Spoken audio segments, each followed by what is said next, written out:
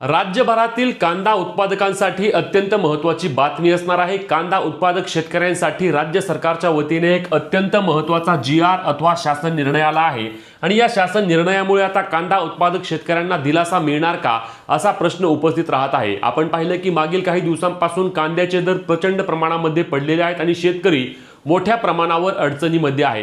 सध्या आपण पाहतो आहोत की पीक विम्याच्या बाबतीत देखील अनेक शेतकऱ्यांना पैसे मिळत नाही आहेत, कॅल्क्युलेशन दाखवत नाही। अनेक ठिकाणी शेतकऱ्यांना खूप कमी प्रमाणामध्ये रक्कम देखील दाखवत आहे आणि अशा परिस्थितीमध्ये कांद्यावर मोठ्या प्रमाणावर आशा असणाऱ्या राज्यभरातील शेतकरी कांद्याच्या भावामुळे अक्षरशः हवालदिल पाहिल्याचा कोलमडून गेल्याचं आपण पाहत आहोत। याच पार्श्वभूमीवर मुख्यमंत्र्यांच्या वतीने आश्वासन दिलं होतं की येत्या काही दिवसांमध्ये आम्ही याबाबतचा कोणता ना कोणता ठोस निर्णय घेऊ आणि त्या संदर्भात एक महत्त्वाचा शासन निर्णय आला आहे आणि या शासन निर्णयामध्ये नक्की काय नमूद केलंय, कांदा उत्पादक शेतकऱ्यांना यामध्ये कशा प्रमाणावर दिलासा मिळणार आहे, अनुदानाबाबत काही अपडेट आहे का, सर्व सविस्तर माहिती आपण आजच्या व्हिडिओमध्ये जाणून घेणार आहोत। त्यामुळे व्हिडिओ शेवटपर्यंत पाहायचा आहे। चॅनलवर नवीन असल्यास चॅनलला सबस्क्राइब करायला आणि तुम्ही फेसबुकवर पाहत असल्यास आपल्या पेजला फॉलो करायला विसरू नका। तर शेतकरी मित्रांनो, हा GR नक्की काय असणार आहे तो GR आपण आधी पाहणार आहोत।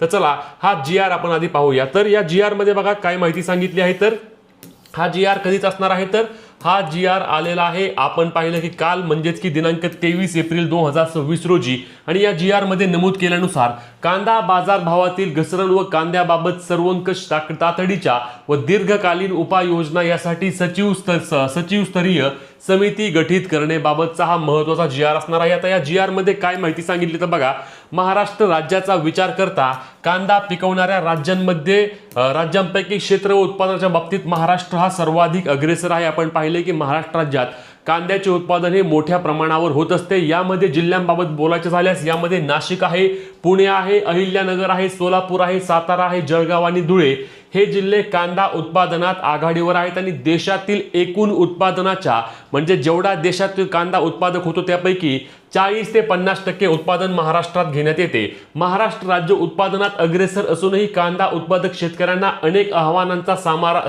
सामना करावा लागत आहे।